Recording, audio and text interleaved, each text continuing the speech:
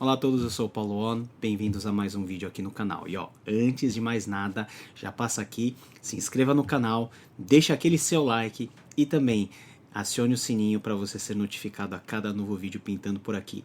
Compartilhe esse conteúdo porque hoje nós vamos continuar no nosso comentário na Confissão de Fé de Westminster, já entrando para o capítulo 2. Vamos lá?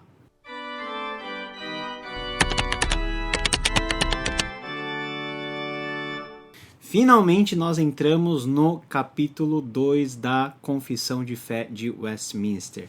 Só fazendo uma rápida recapitulação, o capítulo 1 lidou com o tema da revelação.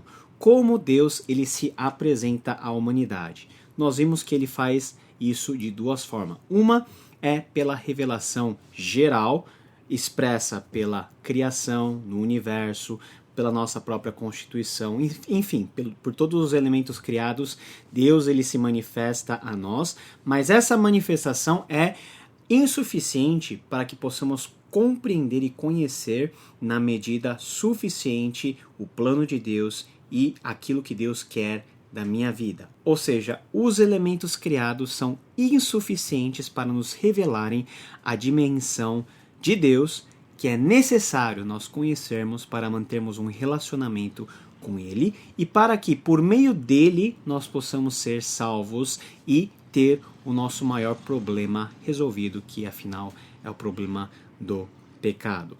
O capítulo 2 é um capítulo curto, relativamente curto, mas que vai abordar um assunto muito importante para toda a tradição cristã, não somente a tradição reformada, mas para toda a cristandade, que é a questão da Santíssima Trindade. Entretanto, os primeiros 2 parágrafos, eles são parágrafos mais introdutórios ao grande tema de Deus. Quem é Deus? Quais são os seus atributos. Então, nesse vídeo nós vamos nos ater ao primeiro parágrafo do capítulo 2 da Confissão de Fé, que diz o seguinte: há um só Deus vivo e verdadeiro, o qual é infinito em seu ser e perfeições. Ele é um espírito puríssimo, invisível, sem corpo, membros ou paixões. Ele é imutável, imenso, eterno, incompreensível. Ele é onipotente e onisciente, santíssimo, completamente livre e absoluto, fazendo tudo para a sua própria glória e segundo o conselho da sua própria vontade, que é reta e imutável. Ele é cheio de amor, é gracioso, misericordioso, longânimo, bondoso e verdadeiro remunerador dos que o buscam e, contudo, justíssimo e terrível em seus juízos, pois odeia todo o pecado. De modo algum terá por inocente o culpado. E a primeira coisa que nós podemos destrinchar aí sobre os atributos de Deus, sobre quem é Deus na forma mais geral, antes de nós irmos para o mais específico, que é falar sobre a Trindade, é nós compreendermos que Deus é um só. A confissão de fé mais básica dos judeus está ancorado naquilo que nos traz Deuteronômio capítulo 6, versículo 4, que é o famoso Shema Israel. Ouça, ó Israel, o Senhor nosso Deus é o único Senhor.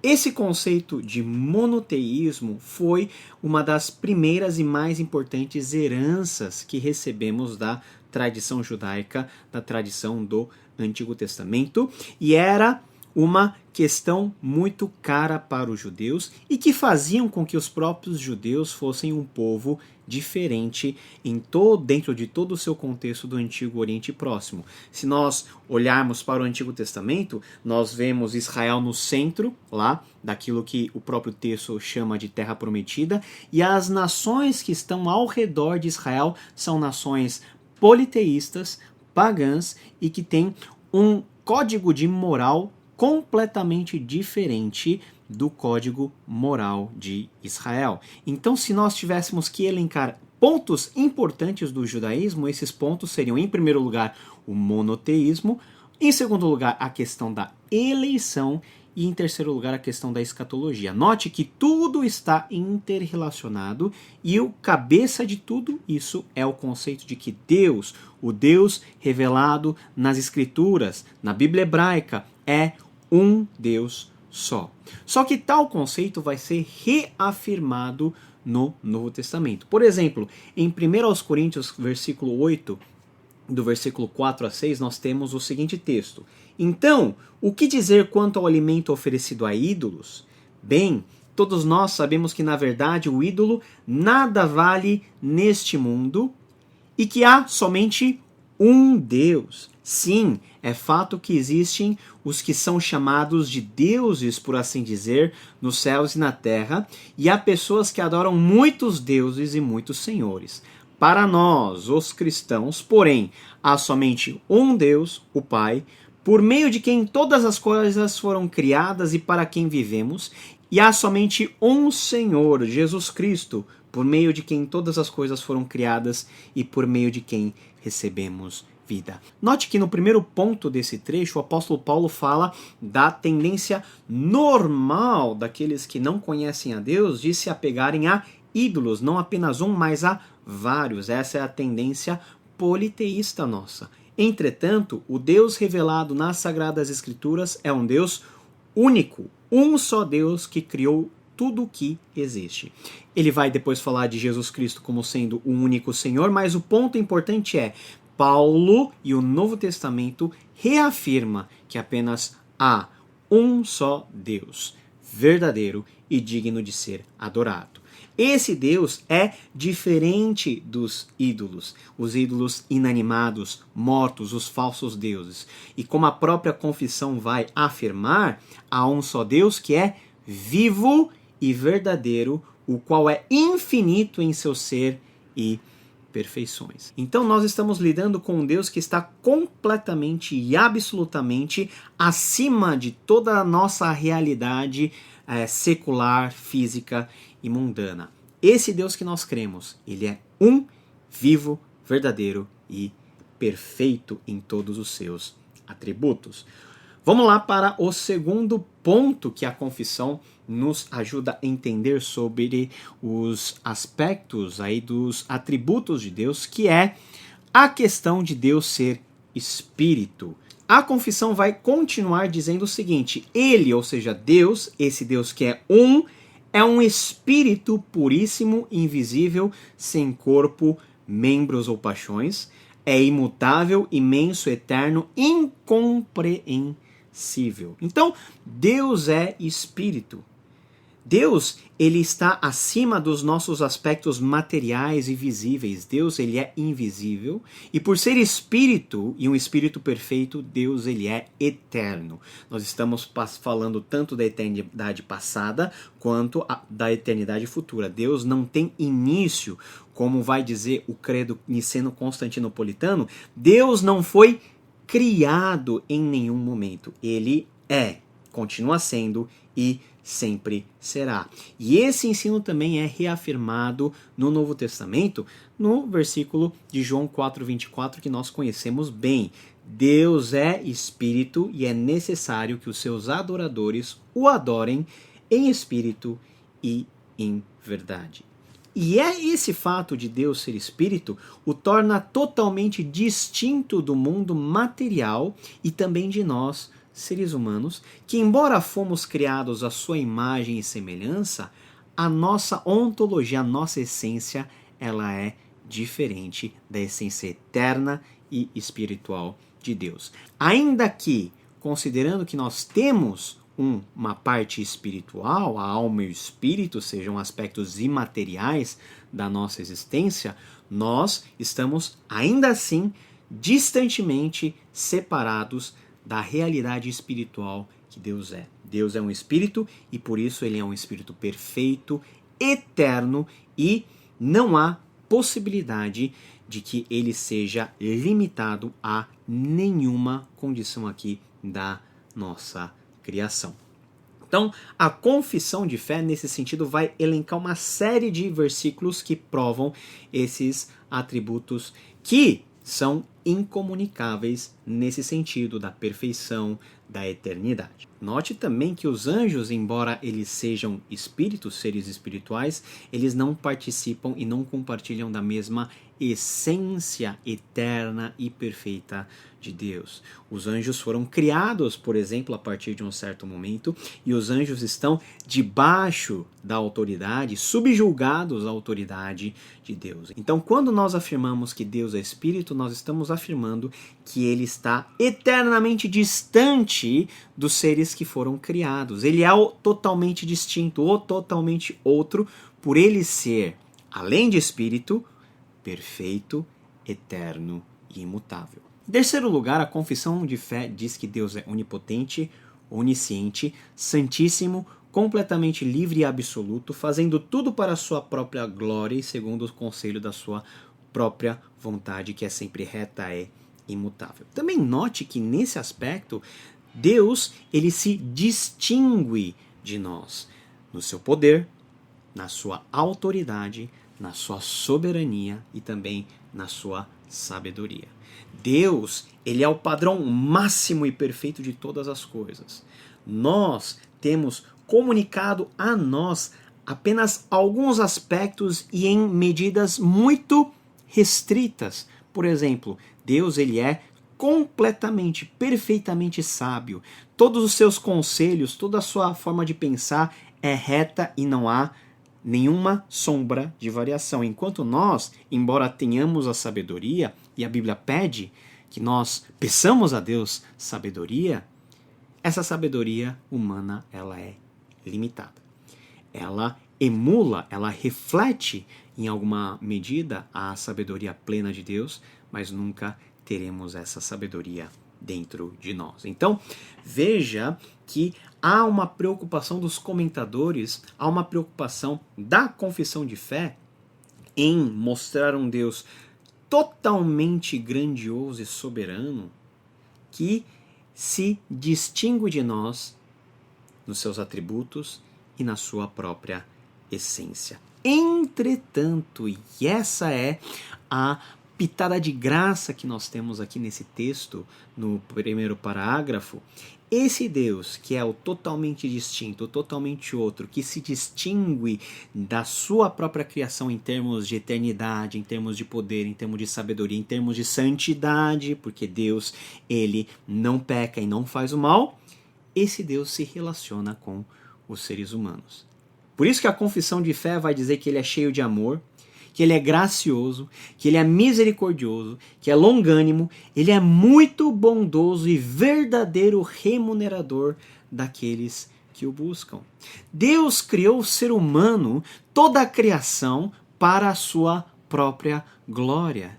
Mas no que tange ao ser humano, Deus criou o ser humano para relacionar-se com ele. E Deus tem um prazer muito grande em recompensar aqueles que se mantêm fiéis a ele. Deus tem uma alegria muito grande em se relacionar. E Deus faz isso com amor, com graça, com carinho, com ternura. Hebreus 11, versículo 6 vai dizer que sem fé é impossível agradar a Deus, porque quem deseja se aproximar de Deus deve crer que ele existe e que recompensa aqueles que o buscam. Nós estamos falando de relacionamento dentro do âmbito da fé, ou seja, dentro desse âmbito espiritual, porque Deus, ele é um ser espiritual. Então, meu irmão, minha irmã, Deus, esse Deus tão grandioso, que de acordo com a confissão de fé tem todo o poder, autoridade, ele é totalmente santo, distinto em atributos e em sua essência do resto da criação. É o mesmo Deus que nos criou para que pudéssemos ter comunhão com ele, para que pudéssemos ser conforme a sua imagem e semelhante a ele, para que possamos emular e refletir um pouco naquilo que é limite da nossa existência, a glória de Deus, para que possamos viver diante de Deus. Entretanto, esse Deus que escolhe e que deliberadamente se relaciona conosco no sentido positivo, também é o mesmo Deus que trata com reta justiça aqueles que não o obedecem e aqueles que não o conhecem. A confissão vai terminar dizendo o seguinte: e contudo, justíssimo e terrível em seus juízos, pois odeia todo o pecado, e de modo algum terá por inocente o culpado. Sabe, algumas pessoas fazem a seguinte distinção: Deus odeia o pecado, mas ele ama o pecador. Como se nós pudéssemos dissociar essas duas realidades, o pecado do pecador. São coisas que estão intrinsecamente ligadas. O pecado não existe sem o pecador. O pecador é que comete o pecado. Então aquele que peca está já debaixo do juízo justo de Deus. Voltando um pouquinho no texto, Deus é santíssimo, ou seja, ele não tolera pecado. O pecado, ele fere o coração de Deus, ele desagrada profundamente a Deus. É um ato de rebelião, é um ato de autonomia e declaração de independência em relação a Deus por parte do ser humano. Então Deus, na sua justiça, ele tem toda a prerrogativa e direito de executar o seu justo juízo. Aquilo que a confissão vai dizer, terrível juízo nos pecadores. Porque o salário do pecado é a morte. Porque a consequência de nós pecarmos e desobedecermos a Deus é a morte por causa da perfeita santidade de Deus. Com relação ao juízo de Deus, Naum, capítulo 1, versículo 2 e 3, vai dizer o seguinte: o Senhor é Deus zeloso, cheio de vingança e ira.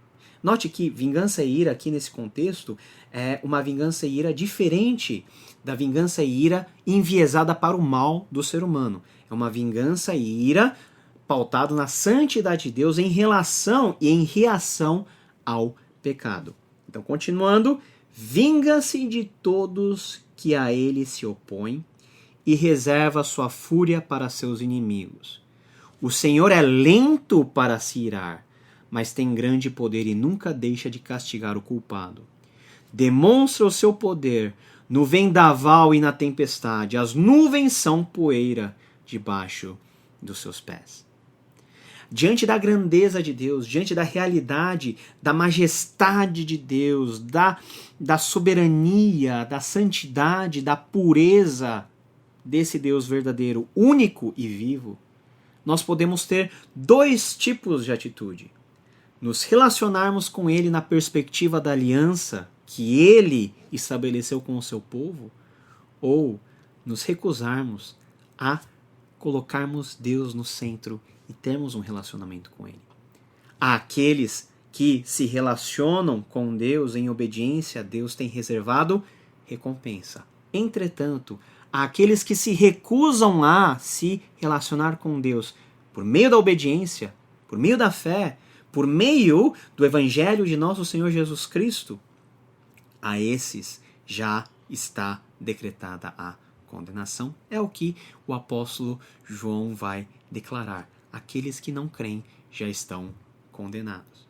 Então, esse aspecto, né, dos atributos de Deus tem uma relação direta comigo e com você. Nós precisamos conhecer a Deus para sabermos como devemos nos relacionar com Ele. E esse conhecimento de Deus só é possível na medida em que Ele se revela a cada um de nós, por meio da sua palavra, por meio do agir do Espírito Santo dentro da vida de cada um. Porque a nossa tendência é de pecarmos sempre. Mas agindo o Espírito dentro das nossas vidas, Ele nos ajudará a termos esse tipo de relacionamento, um relacionamento redentivo, um relacionamento restaurador. E esse relacionamento que no fim reverterá em recompensa que o Senhor, o Criador de todas as coisas, da terra, do céu, do mar, Ele mesmo irá nos oferecer, irá nos dar por meio da graça. Então esse foi o primeiro parágrafo desse segundo capítulo, que já começa de uma maneira densa. E no próximo vídeo, no parágrafo 2, nós vamos ver como esse Deus continua se relacionando conosco. Se você tem alguma dúvida, alguma questão, alguma crítica ou alguma sugestão, coloque aqui nos seus comentários, interaja conosco, porque nós temos aí uma alegria muito grande em ler o seu feedback e poder também te responder. Eu fico por aqui e nós nos vemos no próximo vídeo desse comentário na Confissão de Fé de Westminster. Até a próxima e que Deus te abençoe. Tchau!